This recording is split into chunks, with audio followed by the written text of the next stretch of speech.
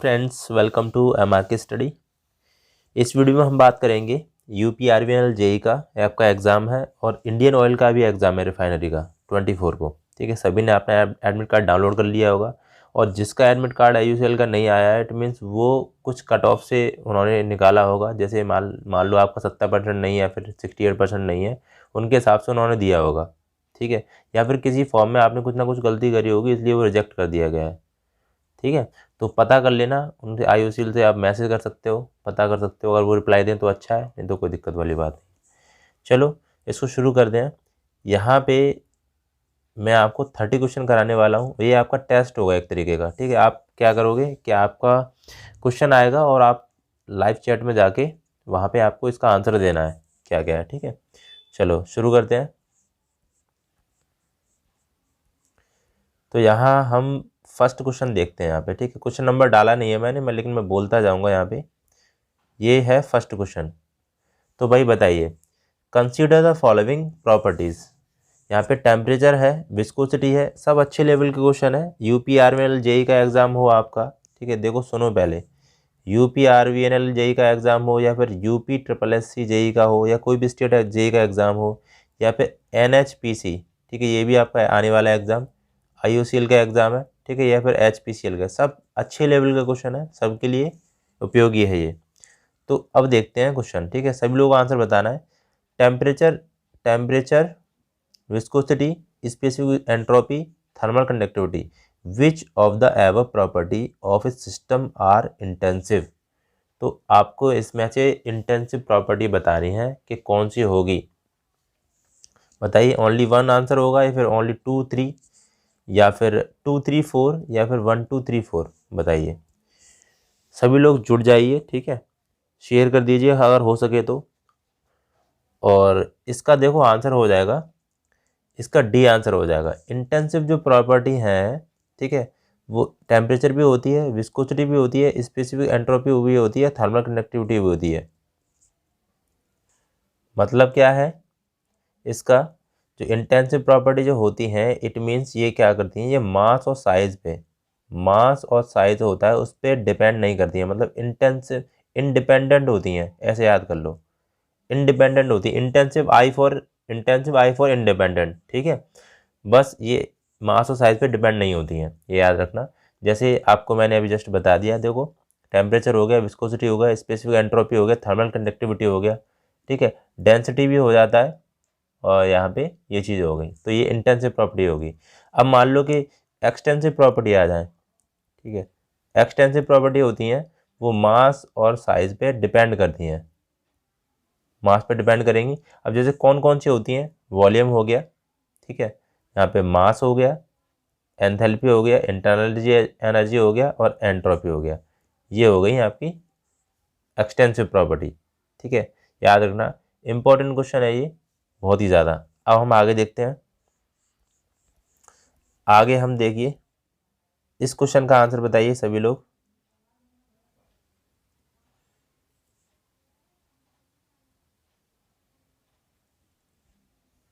चलिए, इस क्वेश्चन का आंसर बताइए सभी लोग। An open system.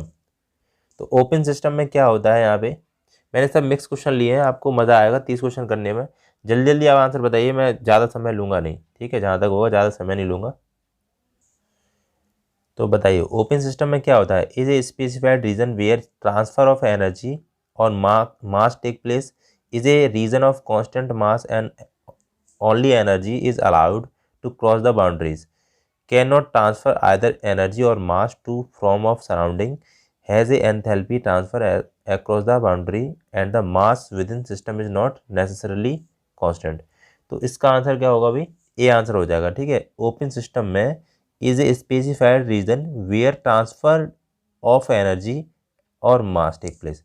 तो देखो यहाँ पे एनर्जी भी ट्रांसफ़र होती है। ठीक है, ओपन सिस्टम में क्या होता है, ओपन सिस्टम में एनर्जी भी ट्रांसफ़र होती है और मास भी ट्रांसफ़र होता है। ठीक है, और एक आता है क्लोज सिस्टम। क्लोज सिस्टम में क्या होता है, जो मास ट्रांसफ़र नहीं होता है, एनर्जी ट्रांसफ़र होती है। ठीक है, एक आइसोलेटेड सिस्टम आता है, उसमें क्या आता है, कुछ भी ट्रांसफ़र नहीं होता है। ठीक है, अब जैसे ओपन सिस्टम के अगर मैं आपको बता दूं एग्जांपल, तो ओपन सिस्टम में क्या हो जाएगा, कंप्रेसर हो जाएगा, टरबाइन होगा, पंप होगा। ठीक है, या नोजल हो गई, एयरक्राफ्ट इंजन हो गया, ये सब ओपन सिस्टम में आते हैं। क्लोज सिस्टम में क्या आता है, रेफ्रिजरेटर हो गया, पिस्टन सिलेंडर विदाउट वाल्व, ठीक है, ये क्लोज सिस्टम में आते हैं। तो यहाँ पे थर्ड क्वेश्चन देखिए, इसका आंसर बताइए।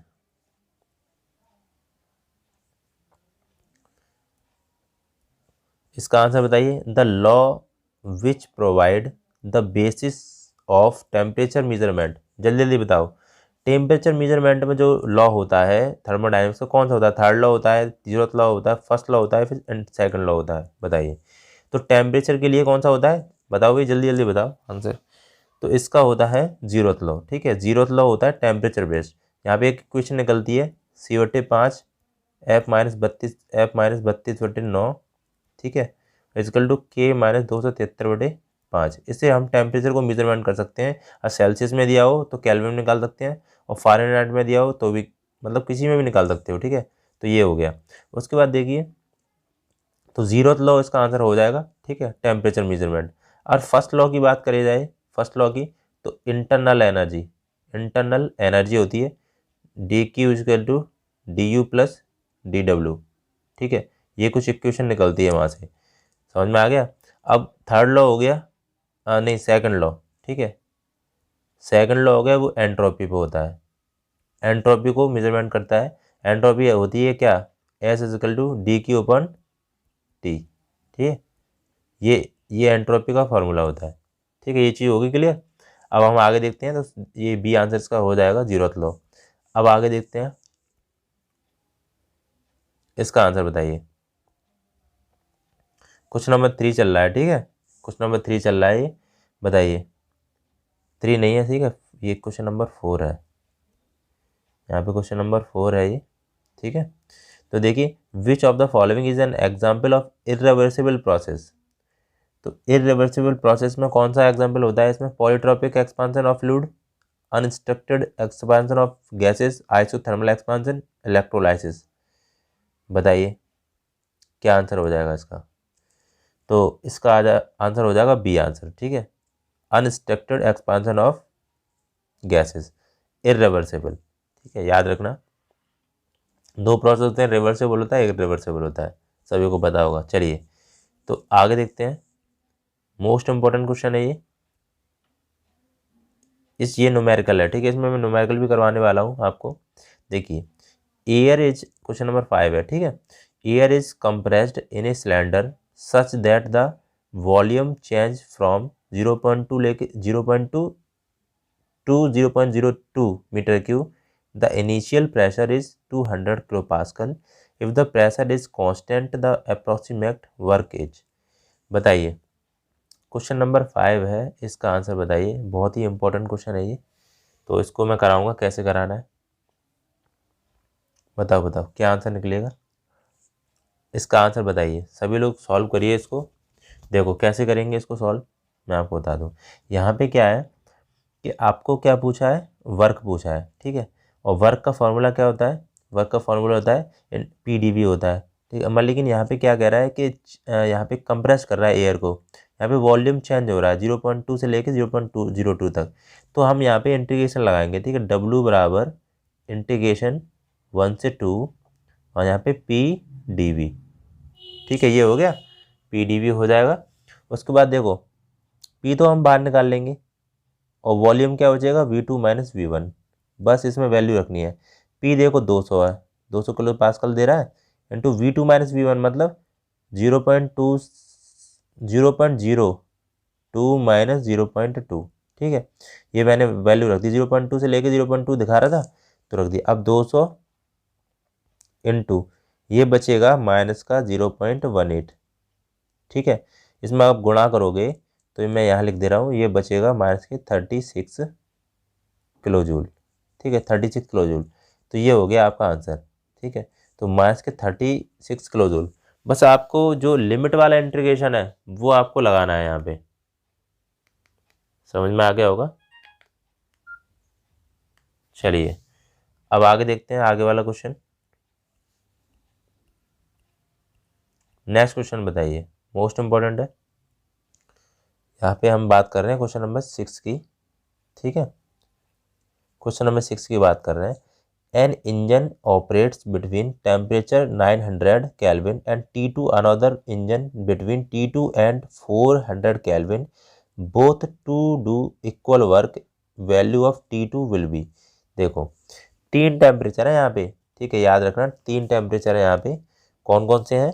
एक तो 900 पे एक टेम्परेचर है, ठीक है, एक T2 टेम्परेचर है, और एक T2 एंड हो गया एंड 400 केल्विन T3 हो गया ये। तो यहाँ पे आपको T2 बताना है कि T2 कितना होगा, ठीक है, T2 बताना है। T1 T2 T3 तो ये दे रखा है। देखो यहाँ पे जब जब कह रहा है इक्वल वर्क हो, मतलब इक्वल वर्क का मतलब होगा यहाँ पे वर्क इक्वल होगा, ठीक है। जब देखो T1 T2 और T3 आपको टेम्परेचर दे रखे होंगे कभी भी, और कहे वर्क वर्क इक्वल पूछे, वर्क इक्वल कहे, ठीक है, तब क्या करना है आपको? एक इक्वेशन आती है यहाँ पे, short equation, T2 equal to T1 plus T3 upon 2, ठीक है। तो ये लगा दोगे आप, 900 हो जाएगा, 900 और प्लस 400, तो लास्ट में दे रखा है T3, ठीक है, अपॉन 2 करोगे तो कितना हो जाएगा ये टोटल? 9×4 = 1300 बटे 2 करोगे तो ये कटेगा, तो कितना आ जाएगा? ये आएगा आपका 650 डिग्री सेल्सियस, ठीक है। मतलब इक्वेशन में है क्या कि वर्क इक्वल दे रखा हो तब ये करना है आपको, ठीक है। तो इसका आंसर क्या होगा? 650। तो ये आंसर इसका हो जाएगा 650।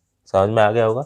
चलिए देखो यहाँ पे मैं कोशिश करता हूँ कि अच्छे से डिफाइन नहीं कर पाऊँ, लेकिन ये सिर्फ आपका एक टेस्ट है, ठीक है, टेस्ट करा रहा हूँ मैं आपको सिर्फ अभी, क्योंकि आपने देख लिया होगा जब मैं डिफाइन करता हूँ तो अच्छी तरीके से करता हूँ, ठीक है, पता होगा आपको। चलो नेक्स्ट क्वेश्चन देखिए और आंसर बताइए। इसका आंसर बताइए भाई, क्वेश्चन नंबर 7 है ये। बताइए which of the following indicate the correct order of the path of the flue gas. देखो मैंने ये आपको बताया था, जब मैंने बॉयलर का आपको मैंने वो कराया था तब बताया था मैंने। बताइए क्या होगा? Super heater, economiser, air preheater, air preheater, economiser, super heater, air preheater, super heater, economiser, none of order. Last time पे बहुत ही इंपॉर्टेंट वीडियो है ये, ठीक है, टेस्ट है आपका। देखो टेस्ट कराने ही इंपॉर्टेंट रहा, मैंने सोचा मैं टेस्ट ही करा दूँ, क्योंकि मेरी तबीयत थोड़ी सही नहीं चल रही है अभी इस वक्त, थोड़ा परेशानी हो रही है। साउंड भी थोड़ा मोटा हो गया होगा, आपको सबको पता, देखो, और आवाज़ भी कम आ रही होगी। देखो इसलिए मैंने कल वीडियो नहीं बनाया था, कल का मैंने बोल दिया था मैं, लेकिन मैं बना नहीं पाया था, एक्चुअली तबीयत ख़राब हो गई थी मेरी। तो यहाँ देखो विच ऑफ द फॉलोइंग इंडिकेट, तो यहाँ पे क्या आंसर होगा बताइए? ए आंसर हो जाएगा, super heater, economiser, air preheater, ठीक है। तो एक्चुअली होता क्या है, यहाँ पे बॉयलर होता है, फ्लू गैस जो निकलती है बॉयलर, फिर बॉयलर से कहाँ जाती है? तुम्हारा इकोनोमाइजर, ठीक है, नहीं सुपर हीटर में जाती हैं, सुपर हीटर, फिर जाती हैं इकोनोमाइजर, इकोनोमाइजर में होके एयर प्रीहीटर में जाती हैं, एयर प्रीहीटर में जाती हैं, फिर उसके बाद जाती हैं आईडी फैन में। तो ये बहुत बार क्वेश्चन आया हुआ है, ठीक है, ऐसे सीक्वेंस लिख लो, बॉयलर है, सुपर हीटर है, फिर यहाँ पे इकोनोमाइजर है, फिर एयर प्रीहीटर है, फिर उसके बाद आईडी फैन है, उसके बाद फिर आईडी फैन के बाद तो फिर चिमनी में जाती हैं, ठीक है। ये हो गया, तो ये हो गया आंसर आपका ए। यहाँ पे 3 ही दे रखे थे तो बस। चलिए तो यहाँ पे 7 हो गया क्वेश्चन। तो यहाँ पे बात करेंगे हम क्वेश्चन नंबर 8 की। इसमें 30 क्वेश्चन होंगे इंपॉर्टेंट, ठीक है। क्वेश्चन नंबर 8 है यहाँ पे। बताइए which of the following coal has highest calorific value. बताइए इसमें से कौन सा कोल है जिसकी हाईएस्ट कैलोरीफिक। तो 4 प्रकार के होते हैं कोयल, ठीक है, कोल होते हैं, जो कोयला होते हैं 4 टाइप के होते हैं, पीट होता है, बिटुमिनस होता है, एंथ्रासाइट होता है, लिग्नाइट होता है। तो हाईएस्ट कैलोरीफिक वैल्यू जो होती है किसकी होती है बताइए? सभी लोग बताइए, जल्दी जल्दी बताओ, ठीक है। तो यहाँ पे एंथ्रासाइड कोल की होती है। एंथ्रासाइड की जो कैलोरीफिक वैल्यू होती है वो 36,000 होती है, ठीक है। बाद बाकी फिर पीट आता है, सबसे पीट आता है, ठीक है, लिग्नाइट आता है, और बिटुमिनस आता है, फिर उसके बाद एंथ्रासाइड आता है। तो सबसे कम, ठीक है, तो सबसे ज़्यादा, इस तरीके से हम बना ले रहे हैं, ठीक है, इस तरीके से। तो इस तरीके से हो जाएगा प्रोसेस, एंथ्रासाइड की सबसे ज़्यादा, फिर बिटुमिनस की उससे कम, लिग्नाइट की उसके कम, पीट की उससे कम, ठीक है। चलिए नेक्स्ट क्वेश्चन का आंसर बताइए, मोस्ट इंपॉर्टेंट है। बताइए भाई the maximum efficiency for Parsons reaction turbine is given by. Maximum efficiency होती है पार्सन टर्बाइन की, वो क्या होती है, cos alpha upon 1 plus cos alpha, या फिर ये होती है देखो 2 cos alpha upon 1 plus cos alpha, या फिर ये देखिए 2 cos alpha upon 1 plus cos alpha, या फिर 1 plus cos square alpha upon 2 cos alpha.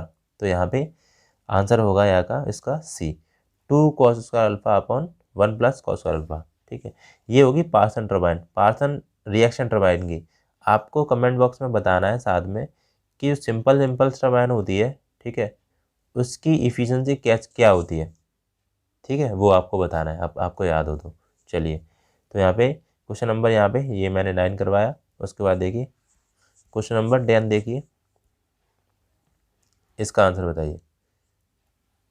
Question number 10 है ये, which of the following are applied use way of compounding steam turbine. तो यहाँ पे देखो दे रखा है pressure compounding, temperature compounding and velocity compounding. तो हम जैसे कंपाउंडिंग भी करते हैं टर्बाइन के अंदर, ठीक है, तो क्या कंपाउंडिंग, प्रेशर कंपाउंडिंग तो हमने सुना है, वेलोसिटी कंपाउंडिंग भी सुना है, लेकिन टेम्परेचर कंपाउंडिंग तो नहीं सुना है। ठीक है, तो आंसर क्या होगा इसका, 1 और 3 हो जाएगा। ठीक है, जहाँ तक होगा डी आंसर होगा 1 और 3। ठीक है, चलिए मोस्ट इंपॉर्टेंट देखो, ये सभी एग्जाम के लिए इंपॉर्टेंट रहेगा टेस्ट। आगे देखिए, इसका आंसर बताइए क्या है। ये रहेगा, ये क्वेश्चन नंबर आपका 11 है। ठीक है, if the enthalpy drop in the moving blade and fixed blade of system turbine is 20 kilojoule and 30 kilojoule respectively, then what is the degree of reaction। Most important है, डिग्री ऑफ रिएक्शन पूछ लेता है सीधे सीधे। ये thermal engineering के question है जो सिलेक्टेड क्वेश्चन मैं लेके आया हूँ। तो यहाँ पे एक फॉर्मूला लगता है, ठीक है, सभी लोग बताइए, करिए, ठीक है, आंसर बताइए, मैं भी कर रहा हूँ। ठीक है, डिग्री ऑफ फ्रीडम का फॉर्मूला, डिग्री ऑफ फ्रीडम, तो यहाँ पे फॉर्मूला लगता है हीट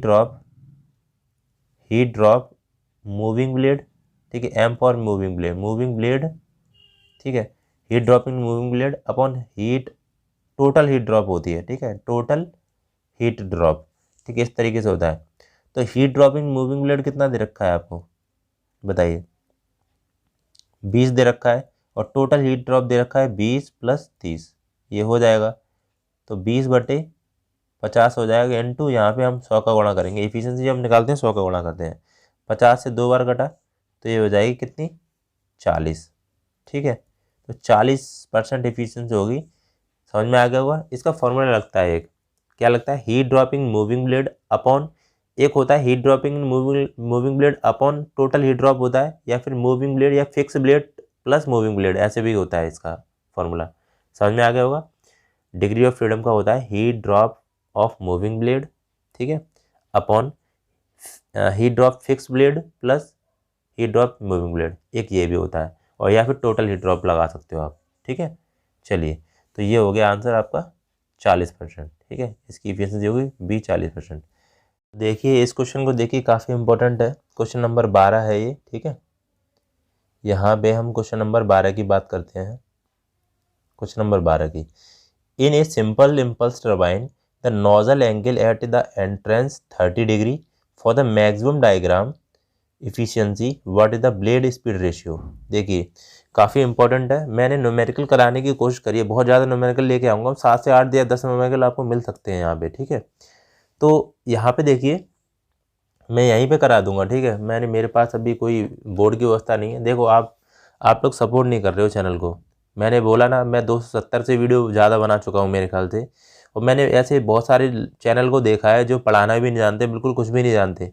ठीक है, हाँ कोशिश करते हैं वो, और फिर भी उनके लगभग 14 से 15 हज़ार सब्सक्राइबर हैं, और मेरे लगभग देखो, तुम खुद देख लो जाके, 7,000 भी नहीं करवाए हैं आप लोगों ने कि 7,000 सब्सक्राइबर ही वो हो जाए।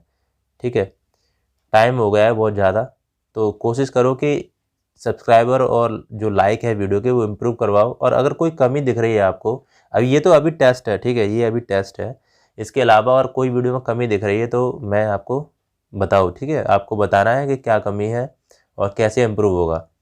बाकी कोई दिक्कत तो नहीं लग रही मुझे, मैं पूरी कोशिश करता हूँ आपको पढ़ाने की। ठीक है, तो यहाँ पे देखो, यहाँ पे ब्लेड पूछा है, ब्लेड स्पीड रेशियो पूछा है, तो ब्लेड स्पीड रेशियो होता है, देखो ब्लेड स्पीड रेशियो होता है, blade speed ratio blade speed ratio होता है म्यू यू अपॉन वी होता है, ठीक है, यू अपॉन वी होता है, या फिर cos alpha by two, cos alpha by two होता है, ठीक है। तो कॉस अल्फा का मान कितना है, अल्फा एक एंगल होता है 30 डिग्री अपॉन टू, तो कॉस 30 कितना होता है, कोई बताएगा, बताओ कमेंट में। साइन 30 होता है आपका 1/2, और साइन 60 होता है √3/2, तो इधर से जाएगा, ठीक है। तो कॉस 30 हो जाएगा √3/2। देखो कॉस 30 का मान होता है √3/2 होता है ना, और बट्टे 2 ये एक हो जाएगा, ठीक है। तो मैंने कैसे किया, √3/2 इंटू ये इसके नीचे मैं एक मान लूँगा और एक और, तो 1/2 कर दूंगा, ठीक है। तो यहाँ पे मैं लिख रहा हूँ इसको इधर की साइड में √3/4, ठीक है। √3 का मान कितना होता है, √3 का मान होता है 1.732, ठीक है, 1.732/4, मैं अगर बट्टे 4 करूँगा तो यहाँ पे आ जाएगा 0.43, ठीक है। तो आंसर क्या आएगा 0.433, ठीक है, ये आंसर आ जाएगा, कोई दिक्कत वाली बात नहीं है। अगर आपको ब्लेड स्पीड रेशियो पूछे तो कॉस अल्फा बाई टू रख दो, कॉस 30 एक अल्फा एंगल दे रखा है, तो कॉस 30 अभी कुछ भी एंगल दे रखे, ठीक है। एक जैसे आप मान लो कॉस 60 एंगल दे दिया, तो कॉस 60 का मान रख दोगे आप, 1/2 हो जाता है, ठीक है। तो कॉस 30 बटे 2 करोगे, यहाँ पे मैंने cos 30 का मान रखा है √3/2 होता है, और बटे 2 का मैं इसमें भाग दे दूंगा बस, ठीक है, बस हो गया। तो 0.34, तो आंसर आपको क्या आ जाएगा, डी आंसर आ जाएगा, ठीक है। समझ में आ गया होगा जहाँ तक है। चलिए नेक्स्ट देखिए, कोशिश कर रहा हूँ मैं आपको न्यूमेरिकल से ज़्यादा न्यूमेरिकल करा दूँ और बढ़िया तरीके से आपका एग्जाम हो, ठीक है, मैं पूरी कोशिश करता हूँ। मैं वही क्वेश्चन लेके आता हूँ, तो अच्छे लेवल के क्वेश्चन होते हैं, मैं छोटे छोटे सवाल नहीं करवाता मैं वीडियो बनाने के लिए, ठीक है। वैसे ईजी वाले क्वेश्चन देखो, एक एग्जाम का एक लेवल होता है, मैं ईएससी लेवल के भी क्वेश्चन करा सकता हूँ, गेट लेवल के भी तुमको करा सकता हूँ, लेकिन होता क्या है उसमें कि वो अब जब क्वेश्चन आए ही नहीं वो वाले, तो फिर क्या मतलब रहता है। अब ये क्वेश्चन तुमको आ रहे होंगे तो तुमको ये लगता है कि इजी क्वेश्चन है, इजी हमको जब लगते हैं जब हमने ज़्यादा पढ़ लिया होता है, ठीक है, ये सब जानते हैं। तो देखिए, back work ratio gas turbine plant is, बताइए क्या आंसर होगा इसका। बैक वर्क रेशियो जो होता है प्लांट के लिए, क्या होगा इसका आंसर, बताइए। जब हम रैंकाइन साइकिल पढ़ते हैं ना, तो वहाँ पे ये आता है, तो इसका आंसर होगा compressor work upon turbine work, ठीक है। कंप्रेसर वर्क होता है या टरबाइन वर्क होता है, तो यहाँ पे ऐसे लिखा जाता है WC अपॉन और WT, ठीक है, ये हो गया बैक वर्क रेशियो, ये लिखा हुआ है back work ratio. Compressor work upon turbine work याद कर लो इसको, बैक वर्क रेशियो होता है। और एक ये तो हो गया बैक वर्क रेशियो, ठीक है, एक होता है वर्क रेशियो, WR के वर्क रेशियो, वो क्या होता है, वर्क रेशियो होता है, वो होता है W नेट, ठीक है, network upon W turbine, turbine work. तो नेटवर्क क्या होगा, नेटवर्क होता है टरबाइन वर्क माइनस माइनस होता है compressor work upon turbine work, ठीक है, ये हो गया, समझ में आ गया होगा। तो वर्क रेशियो होता है वो होता है turbine network upon turbine work, ठीक है। तो नेटवर्क क्या होता है वो मैं लिख दिया, टरबाइन वर्क माइनस होता है यहाँ पे WC क्या हो गया, कंप्रेसर वर्क हो गया, ठीक है, ये WC है यहाँ पे, और अपॉन टरबाइन वर्क।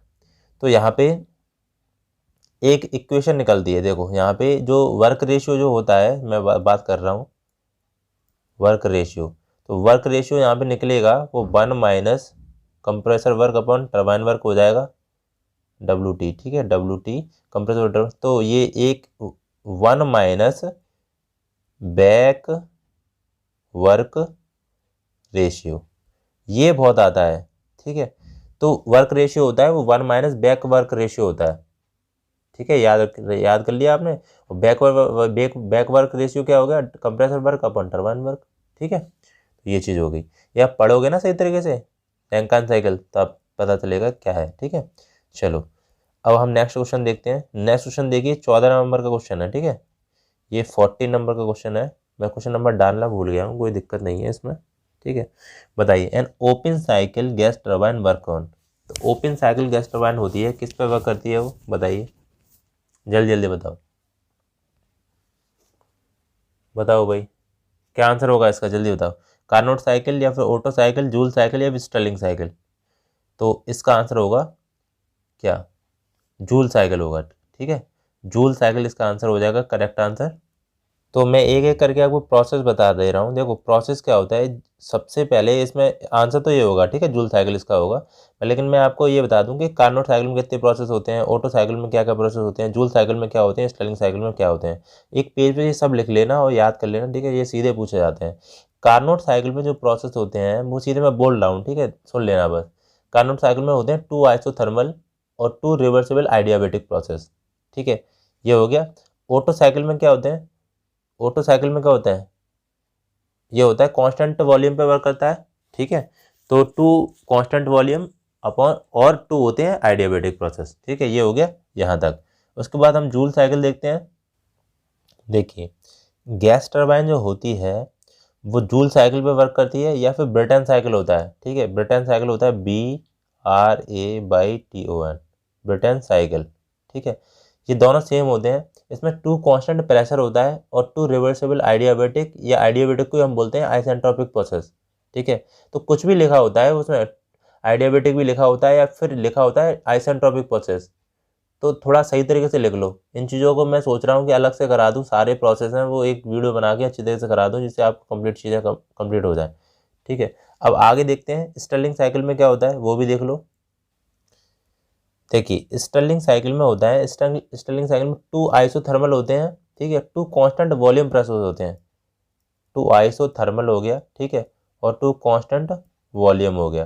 तो ये कुछ प्रोसेस होते हैं, मैंने आपको बोल के बता दिया है सारे, ठीक है, वो आप कॉपी में लिख लेना। मेरे पास समय नहीं है इसलिए मैंने, नहीं तो आपको लिख लिख के दे देता पूरा डाटा अच्छी तरीके से। मैंने बहुत सारी चीज़ें लिख लिख के आपको प्रोवाइड करी हैं, शायद इसीलिए सब्सक्राइबर नहीं बढ़े हैं, नहीं तो मैंने मेहनत बहुत करी है आपके लिए, ठीक है। मतलब अपने नोट से पढ़ाया है मैंने, अच्छी तरीके से आपको लिख लिख के चीज़ें पढ़ाई हैं। बहुत सारा टाइम मैंने, मुझे ऐसा लग रहा है, बर्बाद किया है, ठीक है।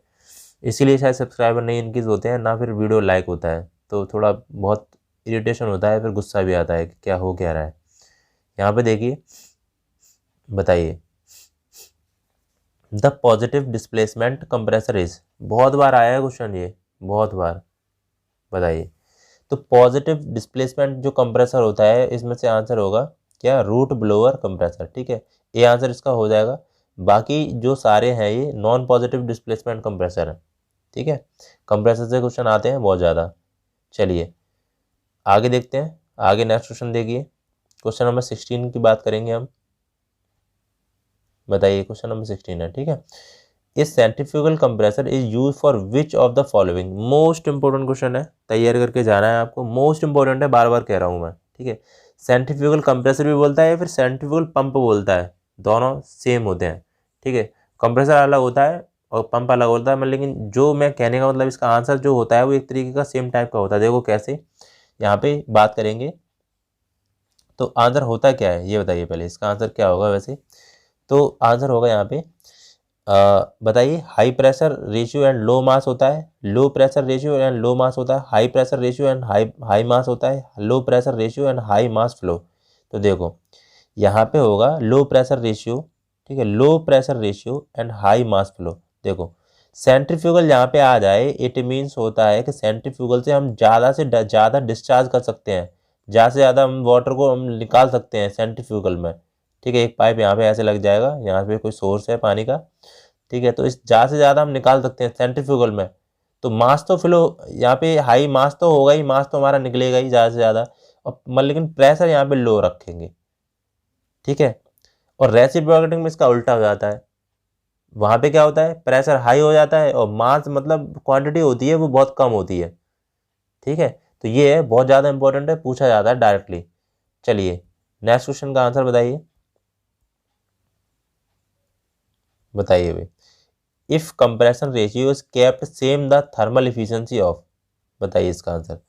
मतलब compression ratio same thermal efficiency हो तब क्या होगा, auto cycle is less than the dual cycle, auto cycle is same at the diesel cycle, auto cycle is less than the diesel cycle, auto cycle is more than the diesel cycle. बताइए same compression ratio पे same thermal efficiency पे पूछ रहा है वो, कि thermal efficiency जब same होगी तो क्या होगा। देखो थर्मल इफिशिएंसी जब सेम होती है, ठीक है, थर्मल इफिशियंसी होती है, तो एक बनता है ऐसे करके ओटो, डुअल और डीजल, ठीक है, तो ऐसे करके कर लो बस। मतलब ऑटो साइकिल की ज़्यादा होगी सबसे ज़्यादा, उससे कम इसकी होगी डीजल, डुअल साइकिल की उससे कम होगी फिर डीजल साइकिल की। तो यहाँ पे आंसर क्या हो जाएगा, auto cycle is more than the diesel cycle, efficiency auto cycle की ज़्यादा होती है। ठीक है, यहाँ पे कॉन्सेप्ट भी बनते हैं, वो बाकी मैं बताऊंगा जब इंटरव्यू में आपको चीज़ें जब पूछी जाती हैं, इंटरव्यू में पूछी जाती हैं यहीं पे। ठीक है, इंजन से बहुत सारे क्वेश्चन पूछे जाते हैं। जब इंटरव्यूअर होता है ना आपको सामने बैठा होगा, वो डीजल से क्वेश्चन, इंजन से क्वेश्चन पूछेगा, कंप्रेसर से पूछेगा, आपको हीट एक्सचेंजर से पूछेगा। ठीक है, ये टाइप के क्वेश्चन और वाल्व है। ठीक है, ये चीज़ तो मैं तैयार करनी है अच्छी तरीके से। चलो अब आगे वाला क्वेश्चन बताइए क्या आंसर होगा, सभी लोगों को आंसर बताना है। Efficiency of diesel cycle depends upon, most important है, डीजल साइकिल की जो इफिशियंसी होती है वो किस पे डिपेंड करती है, वो कंप्रेशन रेशियो पे डिपेंड करेगी, या फिर compression ratio and cut off ratio पे, कट ऑफ रेशियो या फिर cut off and pressure ratio. Diesel cycle की इफिशियंसी होती है, बताइए किस पे करेगी। तो यहाँ पे आ जाएगा answer compression ratio and cut off ratio. ठीक है, ये हो जाएगा कंप्रेशन रेशियो। और डीजल साइकिल देखो, डीजल साइकिल की इफिशियंसी, पहले मैं पेट्रोल मतलब ऐसा इंजन की बता रहा हूँ, इफिशियंसी होती है 1-1/r की पावर गामा -1। ठीक है, ये होती है ये होती है ऑटो साइकिल की। ऑटो साइकिल कांस्टेंट वॉल्यूम पे वर्क करता है। ठीक है, ये भी हो गया।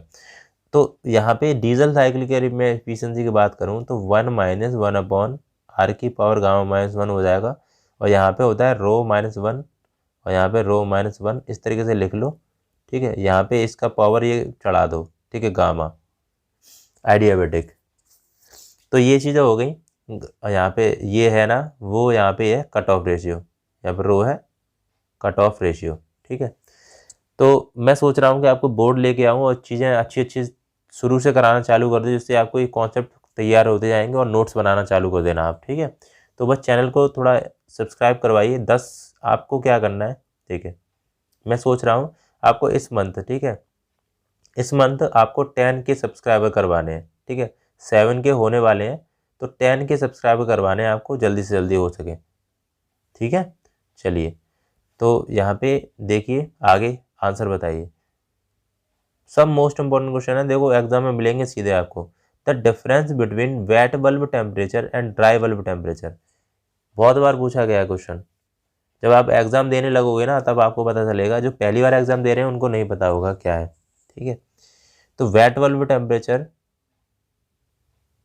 And dry bulb temperature difference पूछ रहा है। क्या पूछ रहा है, WBT माइनस DBT, ये क्या होता है, ये क्या होगा,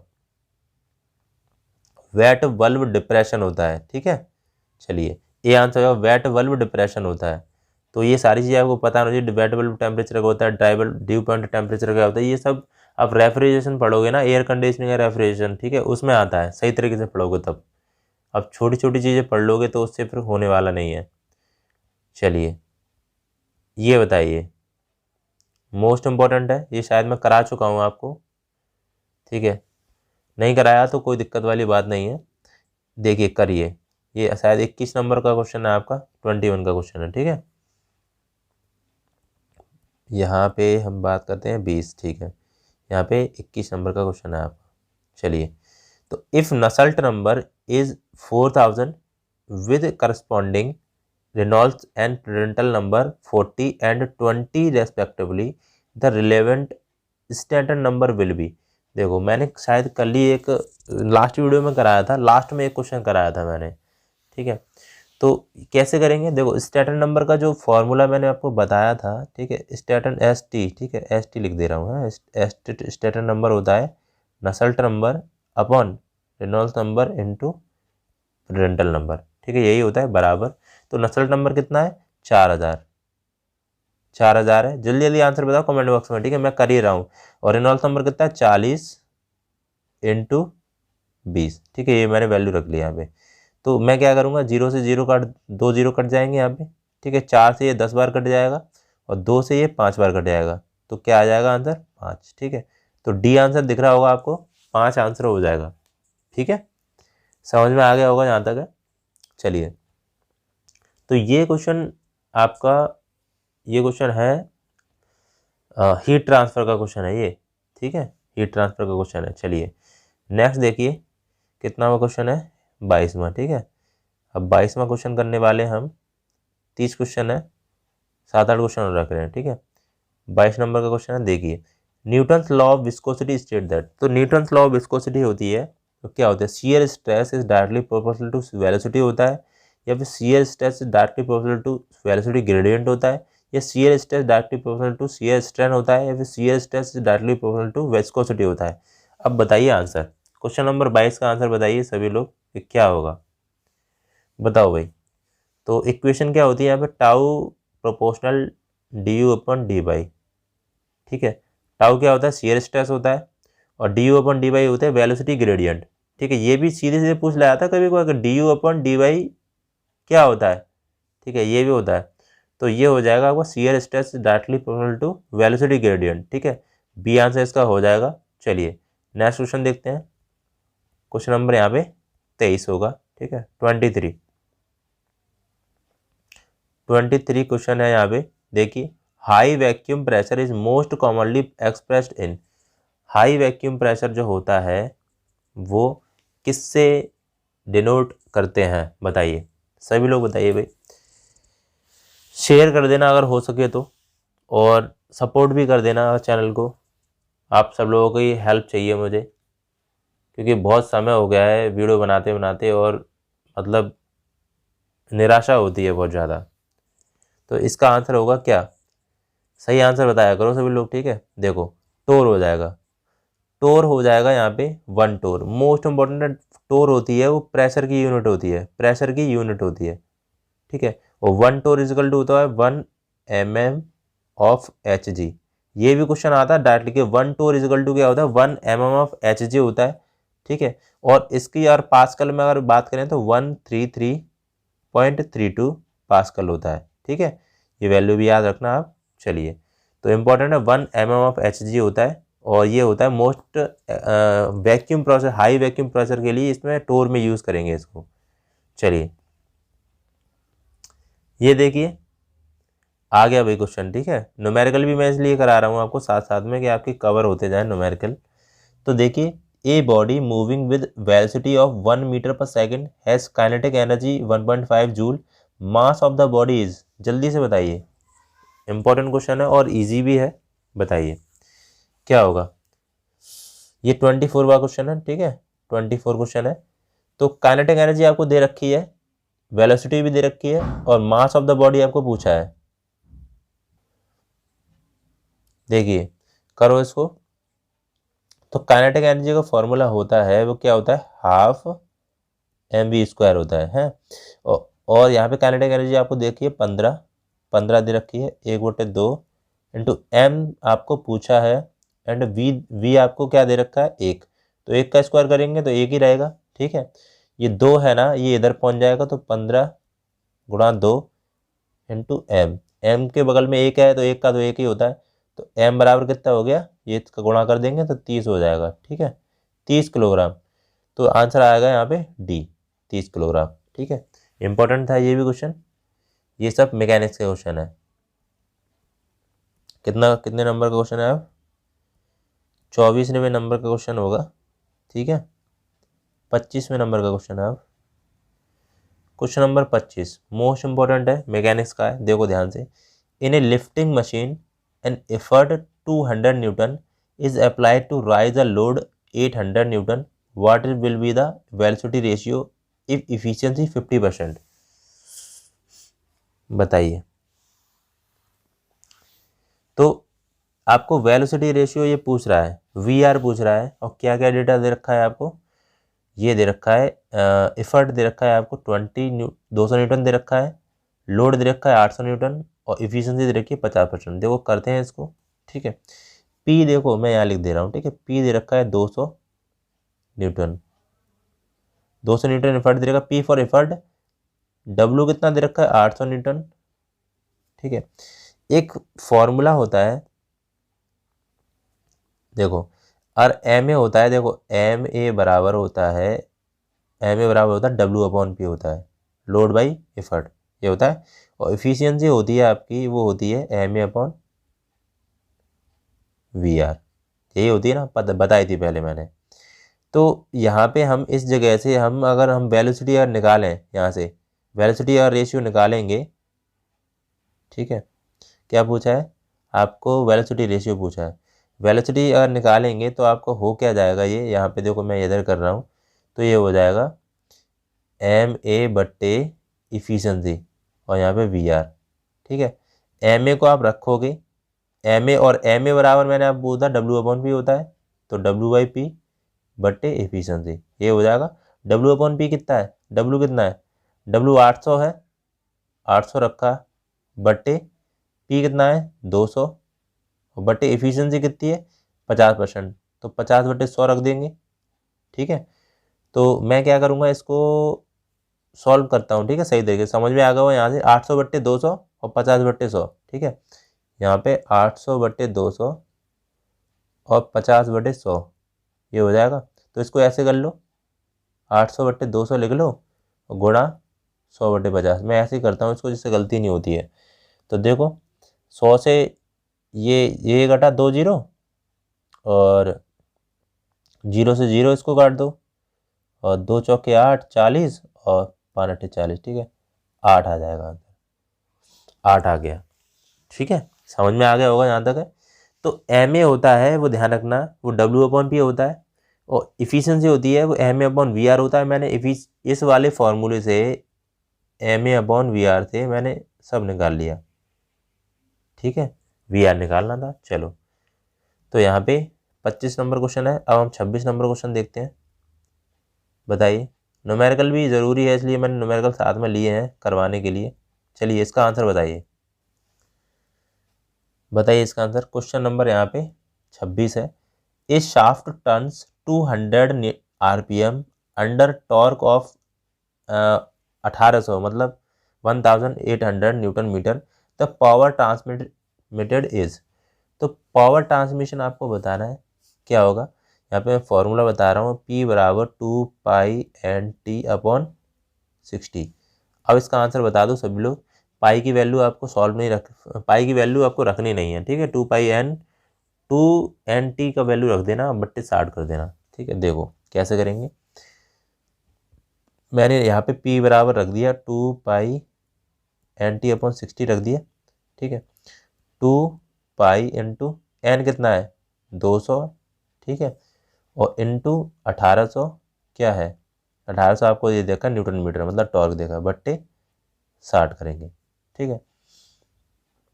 मैंने 0 से 0 ये काटा, 36 18 30 हो गया ऊपर, 30 ऊपर हो गया, बस अब गुणा करना है आपको।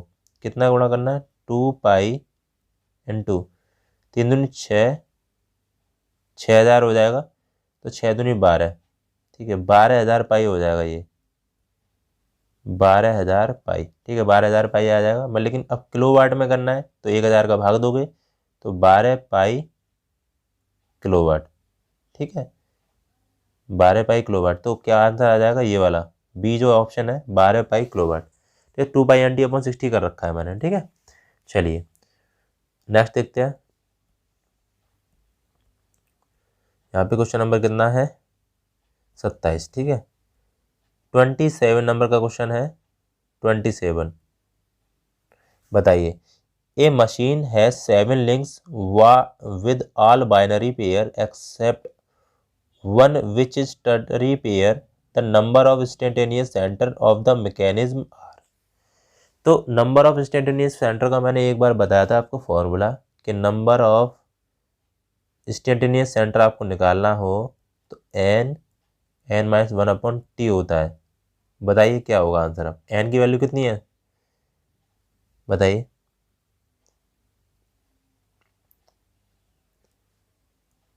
देखिए ध्यान से पढ़ना है इस क्वेश्चन को। इसमें क्या कह रहा है कि ए मैकेनिज्म 7 लिंक तो आपको दे रखी है, n binary pair except one which is ternary pair, तो ठीक है, तो लिंक कितनी हो जाएंगी, 8 लिंक हो जाएंगी, ठीक है, एन बराबर यहाँ पे 8 हो जाएगा।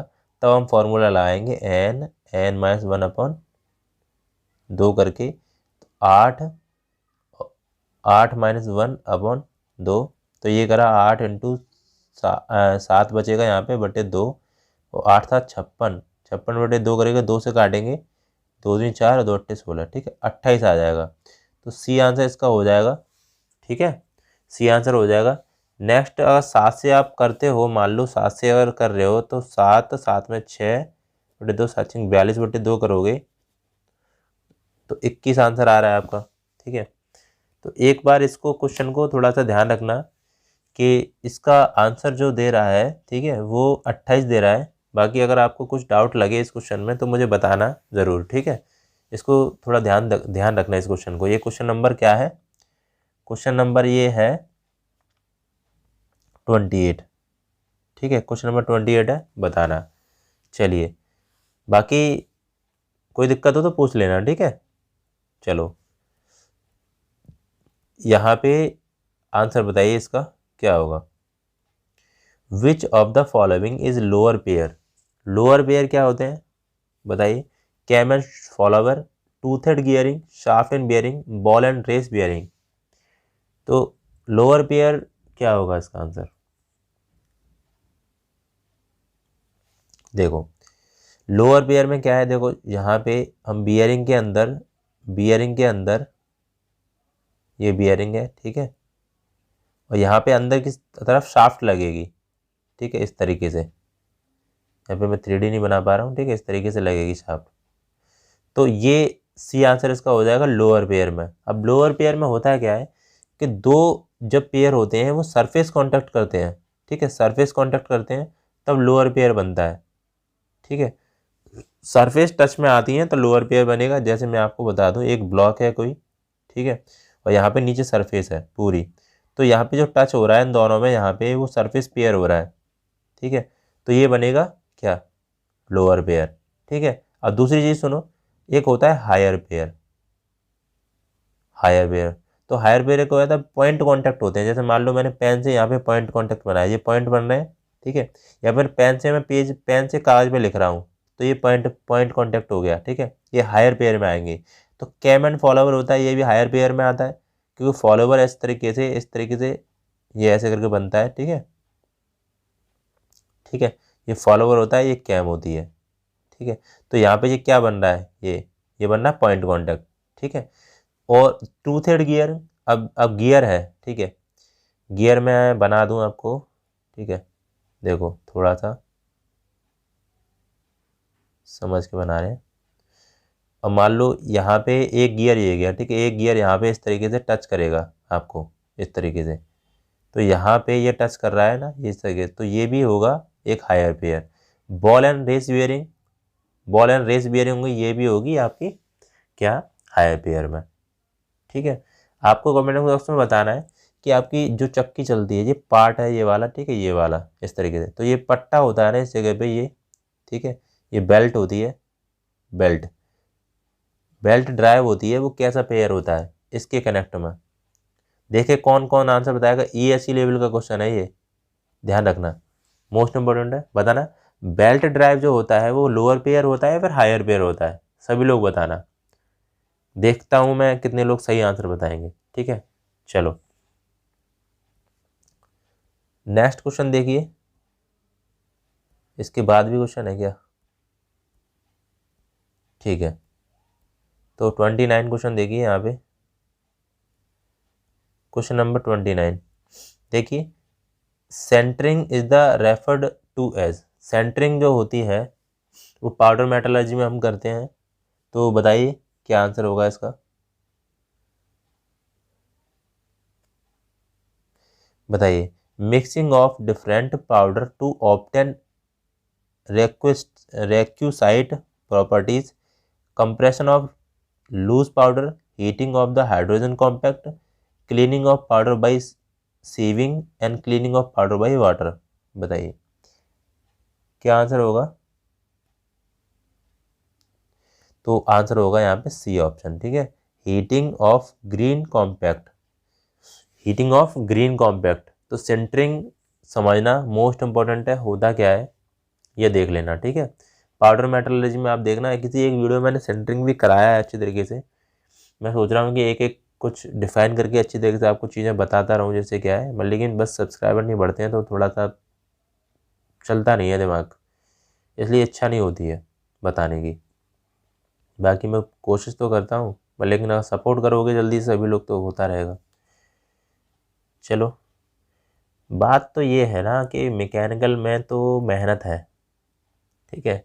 ये एम है ना, एम, ये एम का मतलब है मेहनत, ठीक है।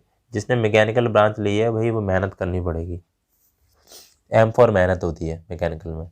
The plug gauge use to, बताइए इसका आंसर क्या होगा। शायद ये 30 क्वेश्चन होगा, लास्ट वाला क्वेश्चन है। प्लग गेज होता है वो क्या होता है, check the size of shape of hole, measure the diameter of hole, measure the diameter of shaft, measure the diameter of shaft hole. बताइए तो आंसर क्या होगा, आंसर बताइए। आंसर होगा check the size of shape of hole, check the size of shape of hole, ठीक है। चलिए, तो बाकी यहीं तक क्वेश्चन थे। अरे लास्ट में एक क्वेश्चन, ठीक है, लास्ट का क्वेश्चन ये 31 है। सभी लोग सॉल्व करके इसका आंसर बताएंगे। The ratio of modulus of rigidity to the modulus of elasticity for compression ratio 0.25 would be. तो इस क्वेश्चन का आंसर आपको कमेंट बॉक्स में बताना है सभी को सॉल्व करके। मैं देखना चाहता हूँ कि कितने लोग कमेंट बॉक्स में आंसर बताएंगे और कितने लोग वीडियो देख रहे हैं, इससे मुझे पता चल जाएगा। और कितने लोग लाइक कर रहे हैं, लाइक ज़्यादा से ज़्यादा होगा तो वीडियो बनाऊंगा, नहीं तो देखो 24 के बाद आपका 24 को एग्ज़ाम हो जाएगा, उसके बाद मैं फिर कोशिश करूँगा कि कम ही से कम बनाऊँ वीडियो, ठीक है। क्योंकि निराशा होती है, आप बस वही बात है, बार बार कहना सही नहीं लगता है मुझे भी, ठीक है। तो बाकी फाइनली क्या करना है, बस वही बात है, चैनल को कर लेना सब्सक्राइब जो सभी लोग बोलते हैं, और लाइक कर देना भाई वीडियो को अगर थोड़ा सा भी कुछ मिला हो इससे वीडियो से, ठीक है। बाकी टेस्ट कैसा लगा, अगर आपको इस तरीके से क्वेश्चन चाहिए और, ठीक है, डेली, तो मैं करवा रहा हूँ आपको। मेरी तबीयत थोड़ी ख़राब हो गई थी इसलिए नहीं करवा पाया था। और कल जो वीडियो रहेगा वो आईसी इंजन का रहेगा, ठीक है, आईसी इंजन, आईसी इंजन का रहेगा। उसके बाद फिर कंप्रेसर का रहेगा, कंप्रेसर, तो कंप्रेसर का भी क्वेश्चन करवा रहा हूँ मैं, ठीक है। बाकी फिर उसके बाद एग्ज़ाम आने वाला ही है आपका, तो जितना हो सकेगा उतना मैं करा रहा हूँ। और कोई भी डिमांड हो, जैसे कोई भी चीज़ समझ में नहीं आ रही तो मुझे बता देना कि इस पे वीडियो बनाना है, तो मैं बना दूंगा जल्दी से जल्दी, ठीक है। 24 तक जो भी बता दो क्या क्या चाहिए आपको, मैं बता रहा हूँ, ठीक है। चलो, तो नेक्स्ट वीडियो मिलते हैं। जय हिंद, जय भारत।